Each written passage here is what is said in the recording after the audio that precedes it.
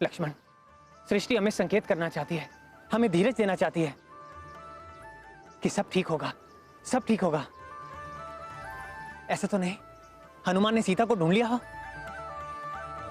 मैं अभी जाकर उस उद्दंड वानर को बंदी बनाकर इस दरबार में प्रस्तुत करता हूं। अपने इस सेवक को आशीर्वाद दीजिए प्रभु कि मैं आपके नाम का डंका बजाकर लंका से लौटूं।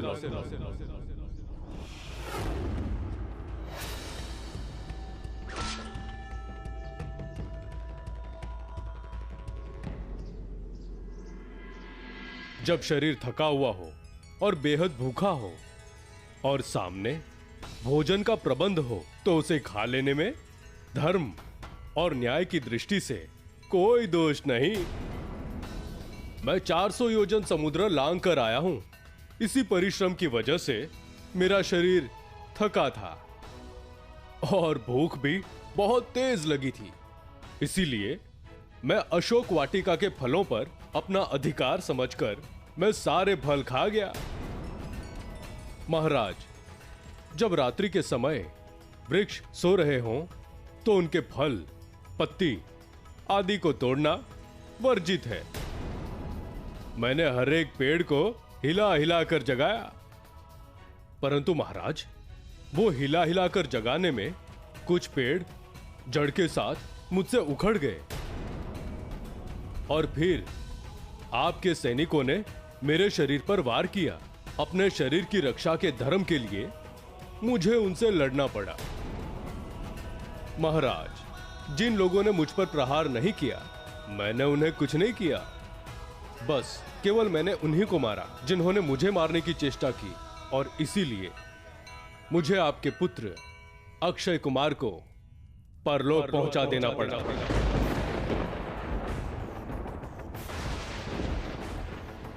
महाराज, जो युद्ध की इच्छा से आए उसे मारना अधर्म नहीं है। क्या हमारे पुत्र अक्षय कुमार का वध करते समय तुम्हें हमारी शक्ति का भय नहीं लगा? क्या तुमने हमारा नाम, हमारी कीर्ति नहीं सुनी? सुनी है महाराज, सुनी है। आपकी कीर्ति और कारनामे की पूरी यशगाथा सुनी है कि कैसे आपने सहस्त्रबाहु के साथ वीरतापूर्वक युद्ध किया था, और फिर कैसे वानरराज बाली आपको अपनी काख में 6 महीने तक दबाए घूमते रहे। आपकी वीरता के चर्चे तो तीनों लोकों में सुनाई दे रहे हैं महाराज। जो छल से भिखारी का वेश धारण करके एक अकेली अबला नारी को चोरों की भांति उठा लाए, ऐसा परमवीर आपके अतिरिक्त और कौन हो सकता है महाराज? हमारे दरबार में ऐसी अशिष्टता करने का साहस कोई नहीं कर सकता। सेनापति लंकेश, इस वानर की जिह्वा अभी इसी समय काट दो, ताकि ये फिर कभी लंकेश के सामने ऐसी उद्दंडता करने का साहस न कर सके। ठहरिए सेनापति। अमात्य प्रहस्त, तुम हमारी आज्ञा पूर्ति में रुकावट डाल रहे हो। महाराज, मैं ऐसा साहस कभी नहीं कर सकता, परंतु आपकी आज्ञा पूर्ति से पहले आपकी सेवा में एक विनम्र निवेदन करने की आज्ञा चाहता हूं। कहो। हे लंकेश्वर, ये कोई साधारण वानर नहीं दिखाई देता, और इसका यहाँ आना भी कोई साधारण सी बात नहीं लगती। ये वानर रूप इसका सदम्भ वेश दिखाई देता है, क्योंकि इसमें वो तेज है जो वानरों में नहीं होता। हो सकता है इंद्र के कहने पर यहाँ आया हो, या कुबेर, यम अथवा वरुण का दूत हो, या विष्णु ने इसे यहाँ भेजा हो। सबसे पहले यह जान लेना परम आवश्यक है। पिताश्री, मंत्री और प्रहस्त का कहना उचित है। सर्वप्रथम हमारे लिए यह जान लेना अति आवश्यक है कि इस वानर को यहां किसने भेजा है। इसके यहां आने के पीछे किसी शत्रु का या स्वयं देवताओं का षड्यंत्र क्या है, ये सारी अति आवश्यक जानकारी हम इस वानर से प्राप्त कर सकते हैं। सेनापति, सबसे पहले इससे पूरी जानकारी लें। यदि ये सीधी तरह से ना बताए तो इसे ऐसी यातनाएं दी जाएं कि ये सब साफ साफ बताने पर विवश हो जाए। हम तुम्हारे विवेक की प्रशंसा करते हैं पुत्र। सेनापति, प्रहस्त की आज्ञा का पालन हो।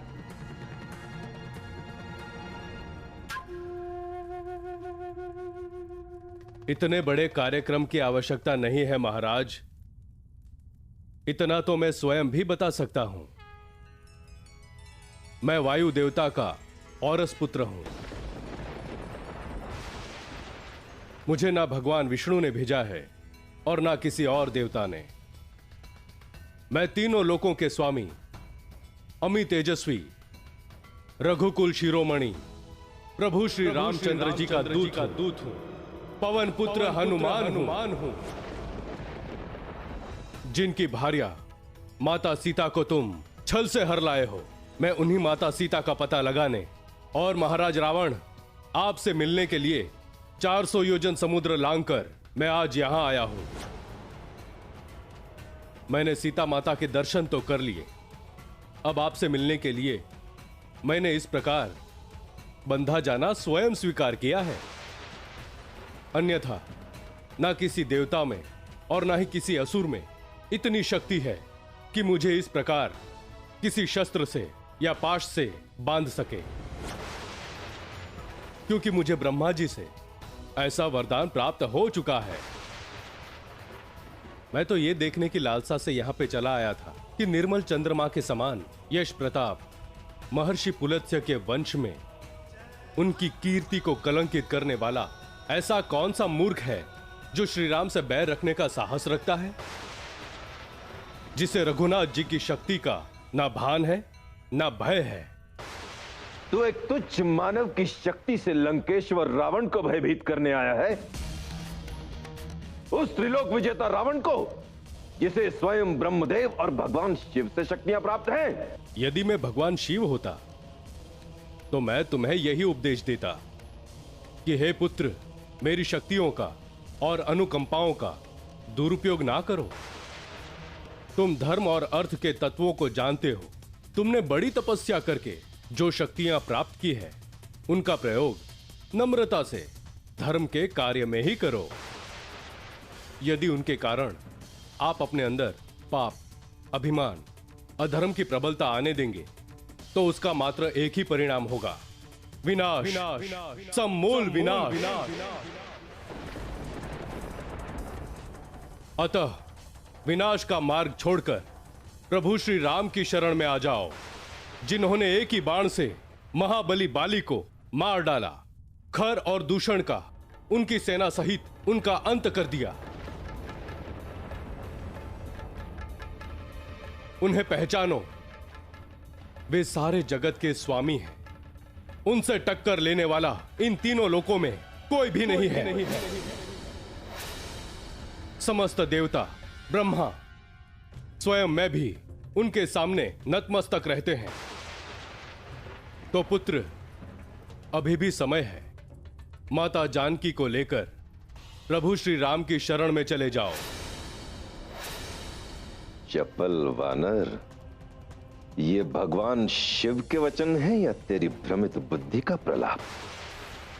वाह, अब वानर जैसे अधम प्राणी भी लंकेश रावण को गुरु की भांति उपदेश देंगे। अच्छी शिक्षा कहीं से भी मिले, ग्रहण कर लेनी चाहिए राजन। आपका रूप और ध्येय अद्भुत है, आपका साहस अनोखा और क्रांति निराली है। आप में एक महान राजा के सभी लक्षण हैं। केवल मन की वृत्ति बदल देने से आप वो स्थान प्राप्त कर सकते हैं जहां देवता आपकी पूजा करें, आपका स्मरण करें। धर्म के विरुद्ध कार्य से सदा अनर्थ ही उत्पन्न होगा। पाप स्वयं ही अपने कर्ता को जड़ मूल से नाश कर देता है। अतः आप जैसे बुद्धिमान को एक पराई स्त्री को घर में कैद रखने जैसा निंदित कार्य शोभा नहीं देता है। यही एक पाप आपकी समस्त शक्ति और सोने के महलों सहित इस लंका का नाश कर देगा। मृत आत्मा को पानी पिलाने वाला भी कोई नहीं बचेगा। बस बहुत हो चुकी है बातें। तुम अपनी मृतात्मा को पानी देने वाले की चिंता करो वानर। तुम्हें हमारे बारे में सोचने की आवश्यकता नहीं है।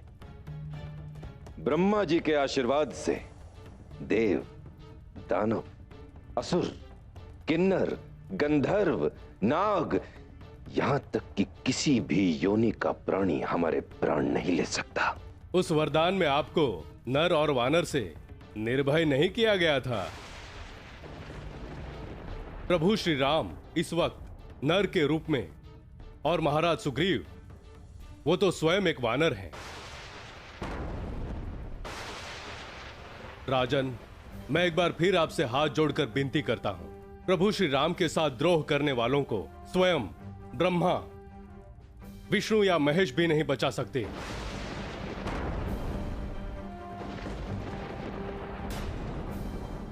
राम से विमुख होकर लाखों करोड़ों की संपत्ति ऐसी श्रीहीन है कि जैसे नारी का शरीर सोने के आभूषण पहनकर भी वस्त्रों के बिना मर्यादाहीन रहता है।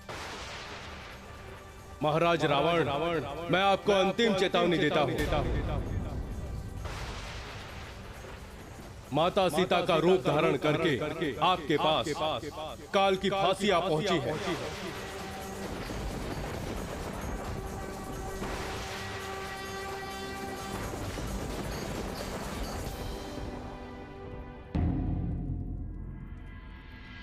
महाराज रावण, यह अंतिम चेतावनी है, वरना मरने के लिए तैयार हो जाइए।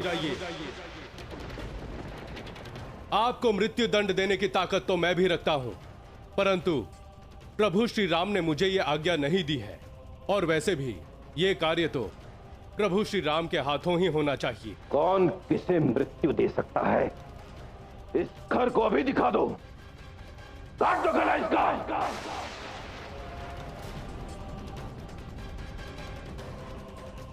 क्या शीश काट देंगे? उसकी रक्षा का उत्तरदायित्व है हम पर। यदि हम ये ना निभा पाए, हम रघुवीर को क्या उत्तर देंगे? उस दुष्ट रावण ने हमारे लिए संसार में सारे द्वार बंद कर देना चाहता है, परंतु हमें किसी भी अवस्था में हनुमान की रक्षा करनी हो, तो कैसे? इस समय ऐसा कौन है माता जो हमारी सहायता कर सके? लंका में केवल एक ही है जो हनुमान की रक्षा कर सकते हैं। कौन है लंका में? श्री राम के भक्त हैं। रघुवीर के भक्त? कौन है माता? बताइए, शीघ्र बताइए, वो कौन है? विभीषण जी। आप शीघ्र ही जाकर उन्हें हमारे ओर से कह दीजिएगा कि उस रावण जैसे दुरात्मा का भाई होकर भी वो रघुवीर की भक्ति करते हैं, तो उनका स्वर्ग में स्थान निश्चित है। उनसे कहिए कि हमारे हनुमान की रक्षा का कोई उपाय करे, और उनसे कहिए कि श्री राम की पत्नी की ओर से उनसे ये विनती है हमारी। पता नहीं क्या हुआ है भ्राताश्री को। पहले प्रभु श्री राम की पत्नी का अपहरण किया, और अब इन्हीं के दूत हनुमान का सर काटना चाहते हैं। नगर के मध्य में हनुमान का शीश काटने की तैयारी शुरू हो चुकी है विभीषण जी। नहीं भोला, हमें इसे रोकना होगा। सीता ने यही संदेश आपके लिए भेजा है विभीषण जी।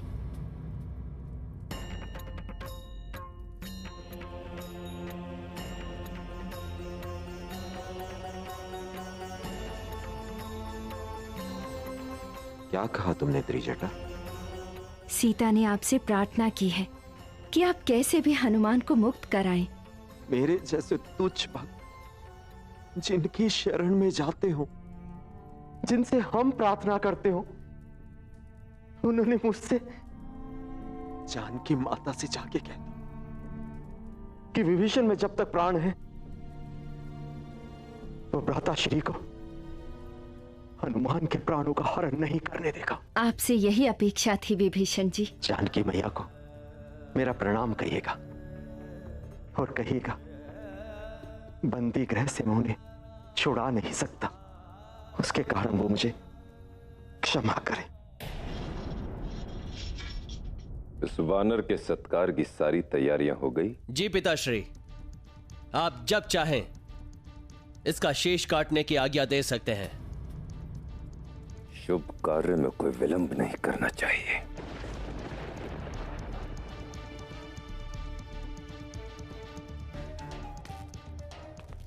पिताश्री, आप स्वयं इस तुच्छ वानर का शीश काटेंगे? वो भी अपने इस तेजस्वी चंद्रहास खड़ग से? नहीं पिताश्री, ये तो इस जगत प्रसिद्ध सदा युद्ध विजयी चंद्रहास का अपमान होगा।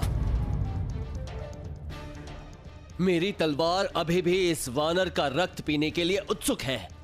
मुझे आज्ञा दीजिए पिताश्री, आपका यह कार्य मैं पूरा करूंगा। ठीक है पुत्र, आज्ञा है।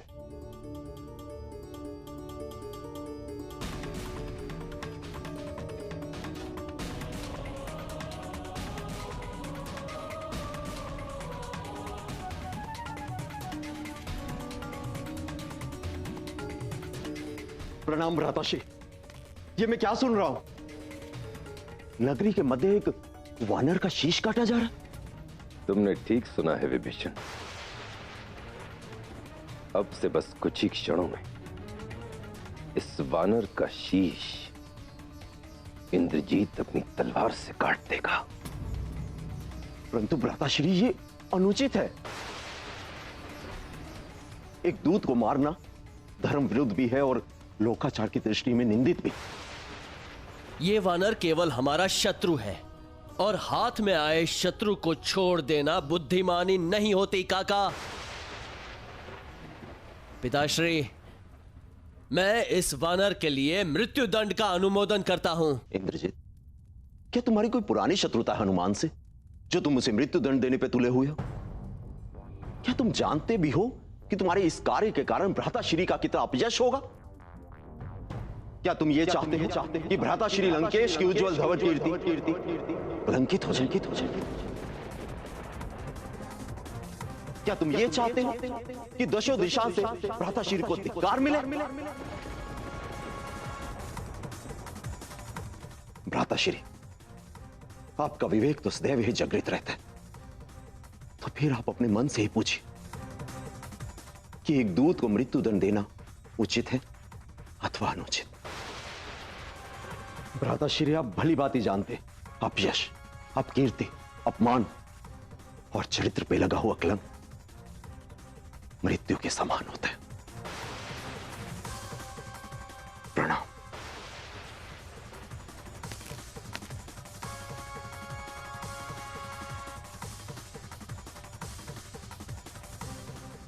नीति और धर्म के मर्मज्ञ हमारे मंत्रीगण का क्या विचार है? महाराज, मैंने आज तक कभी किसी दूत के लिए मृत्युदंड नहीं सुना। और यदि दूत मर्यादा का उल्लंघन करे तो उसके लिए अन्य प्रकार के बहुत सारे दंड देखे गए। जैसे? क्षमा चाहता हूं नाना जी। जैसे विकृत कर देना, कोड़े से पिटवा दें, सर मुड़वा दें तथा शरीर में कोई चिन्ह दाग दें। लंकेश, दूत सदा अपने स्वामी के अधीन होता है, अतः अगर वो शत्रु की भांति व्यवहार करता है तो भी वो वध के योग्य नहीं होता। हम आप सबसे सहमत हैं और आपका मत स्वीकार करते हैं, परंतु इसे दंड देना भी आवश्यक है। वानरों को अपनी पूंछ अत्यंत प्रिय होती है। वानरों की पूंछ उनका आभूषण होती है।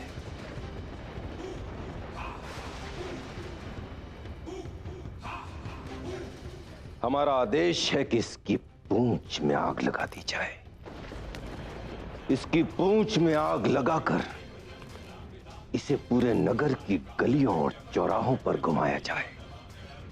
ताकि बच्चे इसे देखकर इसका उपहास कर सकें और ये जीवन भर अपनी जली हुई पूंछ को देखकर रोए और हमें याद करे।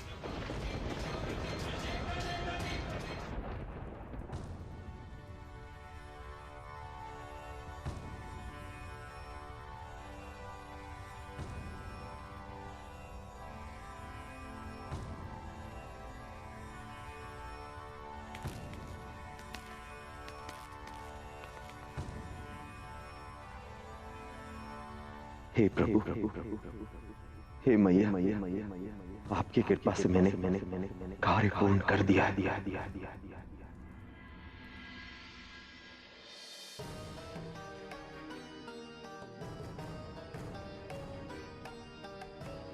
भैया, आप हनुमान की प्रतीक्षा कर रहे हैं? लक्ष्मण, इस प्रतीक्षा का अंत ही नहीं हो रहा है। अब मुझे हनुमान की चिंता होने लगी है। वो कहाँ है, किस दशा में है, कुछ पता नहीं। विवशता के कारण अपने आप से ग्लानि होने लगी है। ना हम कुछ जान सकते हैं, ना हम कुछ कर सकते हैं।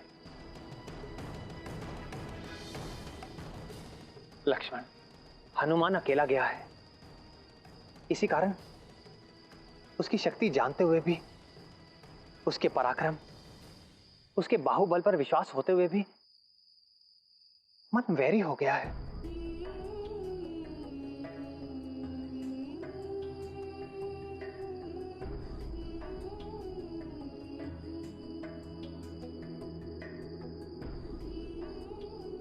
हे भोलेनाथ शिव शंकर, हनुमान की रक्षा करना।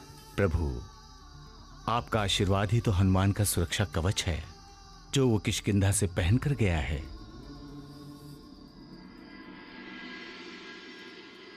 हे अग्निदेव, हम रघुवीर श्री राम की पत्नी सीता आपसे विनती करते हैं कि कुछ समय के लिए हनुमान पर शीतल हो जाए। उसकी रक्षा करें अग्निदेव। भगवती, आपकी आज्ञा का पालन होगा। देवेंद्र, वैसे हम वायुपुत्र हनुमान पर आंच नहीं आने देंगे। हाँ अग्निदेव, हमें हनुमान की रक्षा करनी होगी।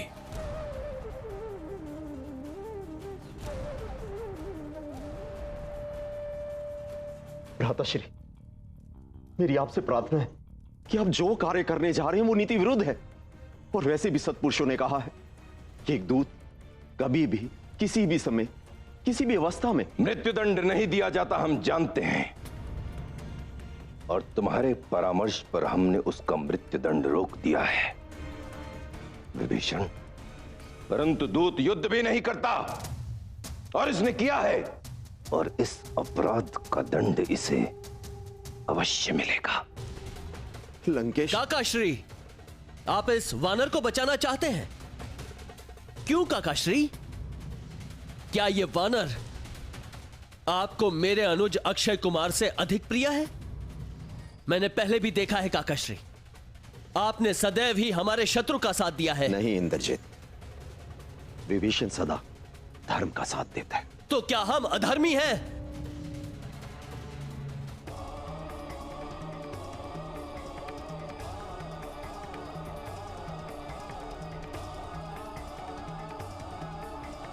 हे संकट मोचन नीलकंठ त्रिपुरारी, जब जब सृष्टि पर कोई संकट आया है तो आपने उस संकट का विमोचन किया है। समुद्र मंथन के समय आप ही ने हलाहल का प्राशन किया। त्रिपुर के कारण उन्मत्त हुए ताड़कासुर के पुत्रों का वध करके आप ही ने त्रिलोकी को आतंक से मुक्त किया था। आप तो आशुतोष भोलेनाथ भक्तों के लिए सदा ही द्रवित होते हैं। एक ही प्रार्थना है आपसे, मुझ पर श्रद्धा रखने वाले हनुमान की रक्षा कीजिए। कृपा कीजिए शिव शंकर, कृपा कीजिए। आप हनुमान के साथ होते हुए इस अत्याचार को कैसे देख सकते हैं भोलेनाथ? रावण और उसके अनुचरों से आप क्या अपेक्षा करती हैं देवी? रावण का अहंकार रावण से ऊंचा हो गया है। जब हनुमान ने उनसे कहा कि प्रभु श्री राम की शरण में चले जाएं, तब भी उसने युद्ध करना चाहा और रावण के साथ ही उसके अनुचर उसके सामर्थ्य के और बल के अहंकारी हो गए हैं देवी। प्रभु, एक तरफ धर्म की मर्यादा का पालन करने वाले प्रभु श्री राम और दूसरी तरफ अधर्म का अमर्याद वर्तन करने वाला रावण। रावण के अभिमान पे प्रहार कौन करेगा भोलेनाथ? जिसके पास प्रभु के आशीर्वाद से बल, शक्ति और सामर्थ्य के साथ बुद्धि भी है, वो पवन पुत्र हनुमान हैं।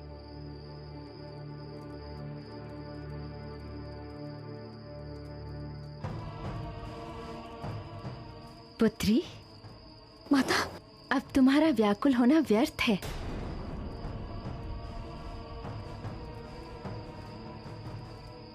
लंकेश की आज्ञा से हनुमान की पूंछ को तेल से भरे वस्त्रों में लपेट दिया गया है। अब शीघ्र ही उसकी पूंछ जला दी जाएगी।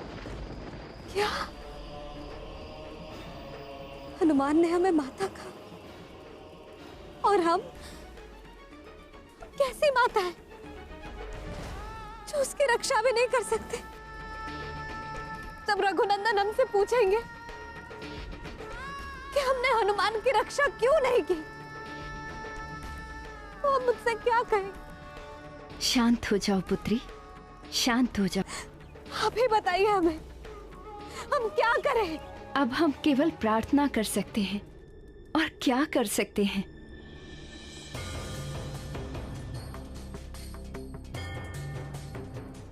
हे अग्निदेव, अब सब कुछ आपके हाथ में।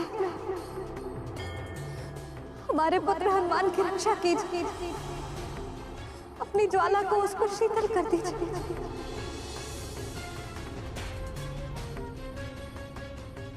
मैया, जैसा आप चाहती हैं वैसा ही होगा। मैया, अब जो कुछ भी बुरा होगा वो उस अहंकारी रावण का ही होगा।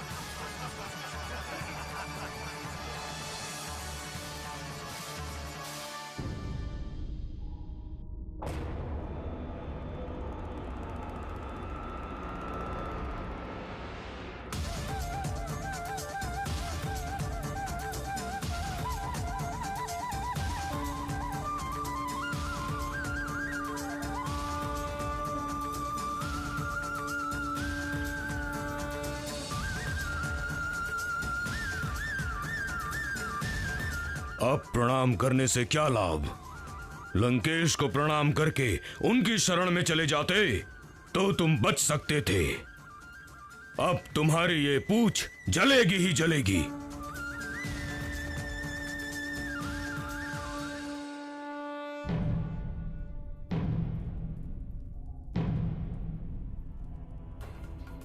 ये ढोल का नाद सुन रही हो मंदोदरी? अब शीघ्र ही उस वानर की पूंछ में आग लगाई जाएगी, और जब उसकी पूंछ जलेगी तो हमारे पुत्र अक्षय कुमार की आत्मा को शांति मिलेगी।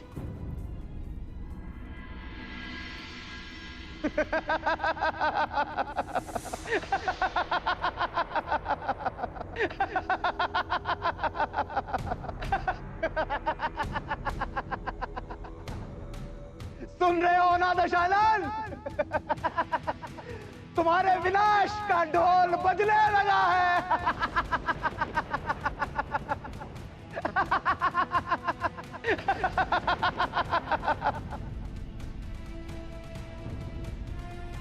संकेत मिल गया है। अब तुच्छ वानर की पूंछ जलाई जाए।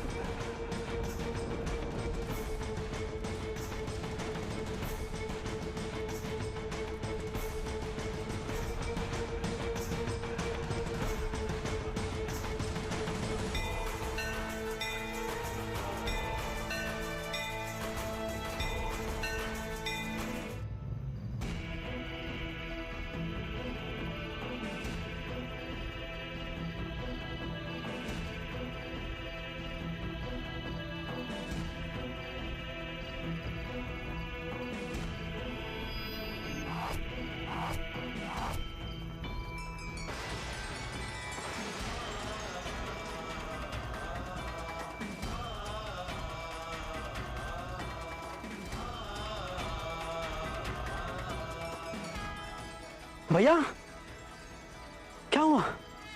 लक्ष्मण, यदि ये ध्वनि हनुमान को सुनाई दे गई तो वो समझ जाएगा कि वो अकेला नहीं है। मैं भी उसके साथ हूं।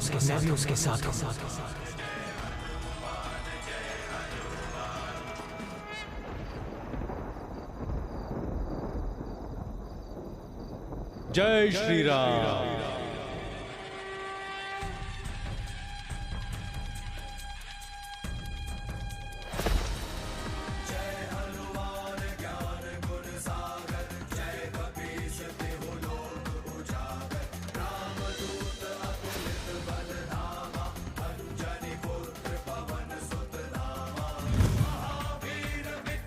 जय श्री राम।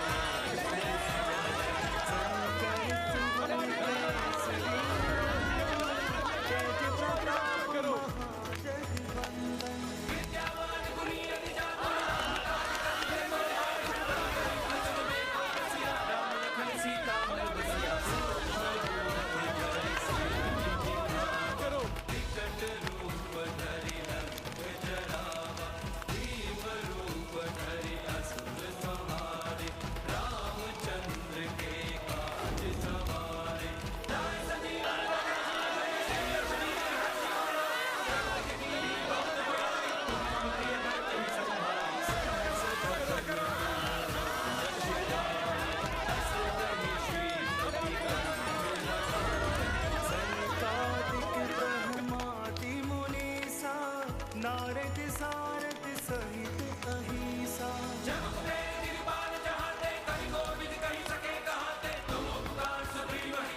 राम मिलाए राजपद दीना।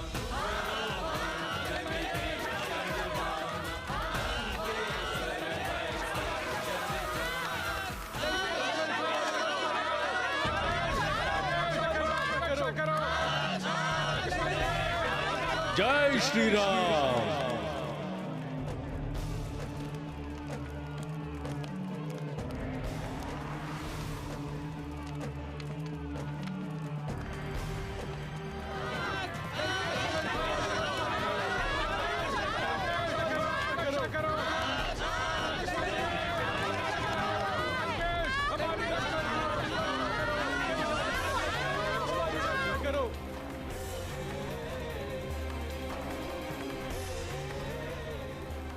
माता, ये शोर कैसा है?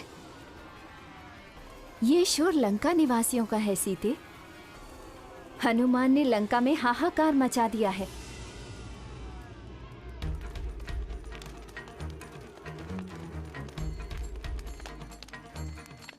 पुत्र,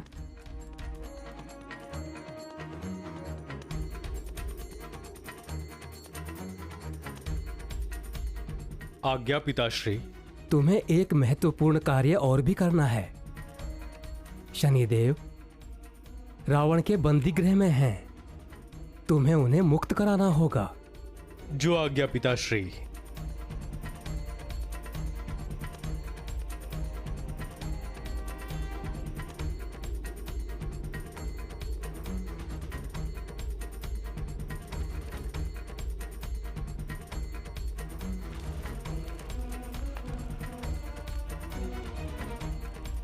जय श्री राम।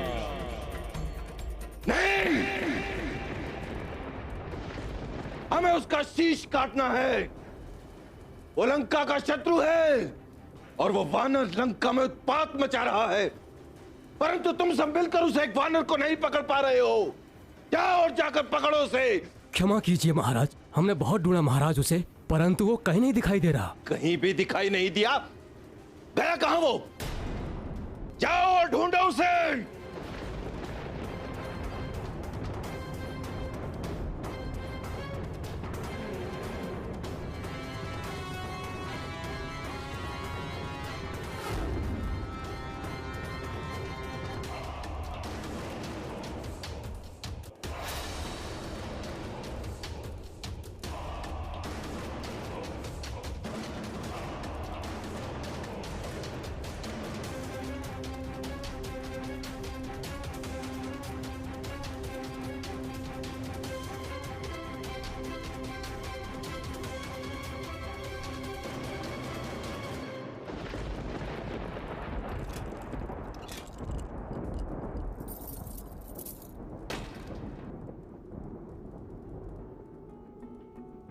प्रणाम शनिदेव। मैं तुम्हारा ऋणी हूं हनुमान।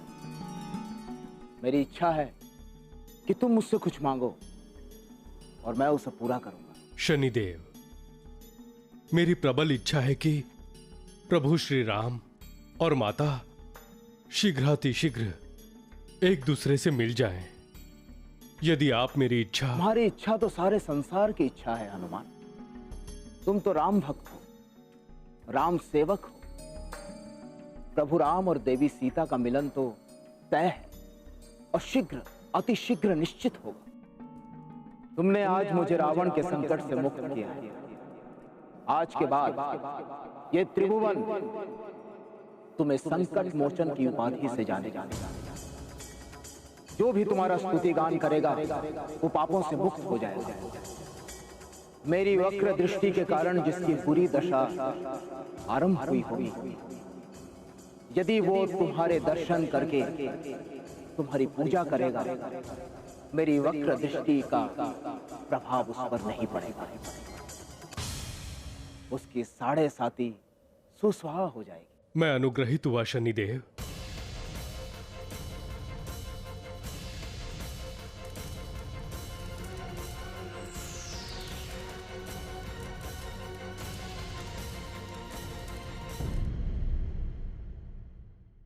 राम हमारे चरणों में शीश अवश्य झुकाएगा,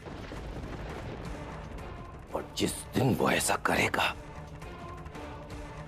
हम उसका शीश धड़ से अलग करने में तनिक भी देर नहीं करेंगे। किष्किंधा का सारा सैन्य बल सुसज्जित होकर आपकी सेवा में आ गया है प्रभु। आप इन्हें कूच करने का आदेश दें। भ्राताश्री, आप अपने स्वार्थी विचारों से प्रेरित होकर जब भी अधर्म करते हैं तो उसे धर्म का चोला पहनाने के लिए राक्षस कुल का सहारा लेते हैं। विभीषण!